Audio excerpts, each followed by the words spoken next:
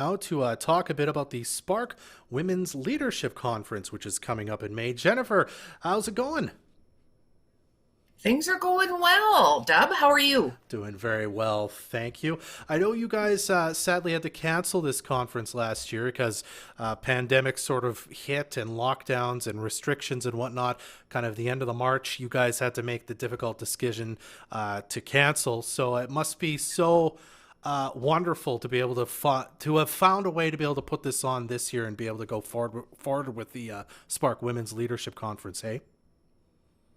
Yeah, we know that now more than ever, we need to have that opportunity to collect and feel empowered and network and feel supported by our fellow women in the region. It was an absolutely heartbreaking decision for us to have to make last year, and I can tell you on that call there were some tears because we really do put our blood, sweat, and tears into this.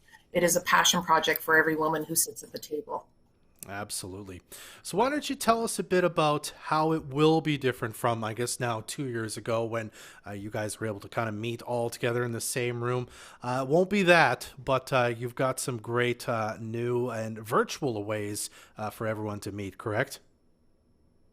Absolutely. I can tell you all of our meetings right now are virtual, and we're a pretty tight group of women, and we're missing each other and not seeing each other. For everyone's safety, we've decided to go to a virtual conference, and because we know that everyone's feeling a little zoomed out and spending too much time in front of their computer screens, we've compressed it to a one-day event. I spent my Christmas holidays doing research on virtual event platforms. So we think we found the right one for us that will be engaging and hopefully no technical difficulties while it's all rolling out. I was saying to you off air before we came online that planning a virtual event is a completely different kettle of fish than planning a live event. It's much more like planning a television show. We can deal with things on the fly much easier in a live event. So really the crazy time for planning is right now, not the month before the event. So I recently met with our audio video guy, and it was supposed to be an hour conversation, and we were together for 3.5, and I just about had a big cry afterwards because every question brought up 20 other things that we had to consider. So from a skill development perspective, we're learning all sorts of new things. So we're walking the talk as far as building our capacity and how we can deliver these things. We know that engagement piece is so important, so it is top of mind for us. It is much more difficult to feel connected through a computer screen, but we're going to work really hard to overcome that. Wonderful, wonderful. Registration for that opens next week, correct? It does. It opens on Monday, International Women's Day. We felt it was very appropriate to open it on that day. Absolutely appropriate. Now, part of that registration, of course, people can go there, sign up, buy tickets, and there's varying levels of things you can purchase there. But you've got this great program that we've talked about before, that you've had at this conference before, called the Angel Program. Tell us a bit about what that is and how people can help out. So the Angel Program is one of the things we're probably most proud about. Through the generous support of our sponsors, they pay for some seats that are made available through application to women in our region who would otherwise not be able to attend because of financial constraints. Right now, those applications are open.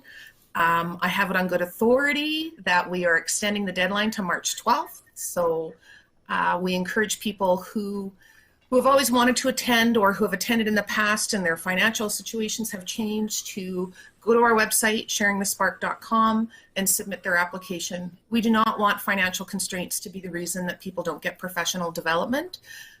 It's really important to us that everyone has access to the program that we work so hard to pull together.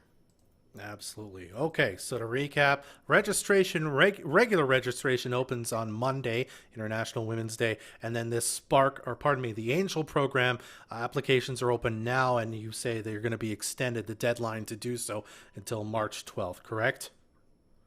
That is correct. Perfect. Okay. And we are undersubscribed right now. I can tell you that based on the number of spaces that have been sponsored and the number of submissions we have lots of room in that program. So we really would like to see more applications. We know that, it's been a tough year for lots of folks and there have been lots of financial changes. So I'm actually surprised that we haven't seen more applications.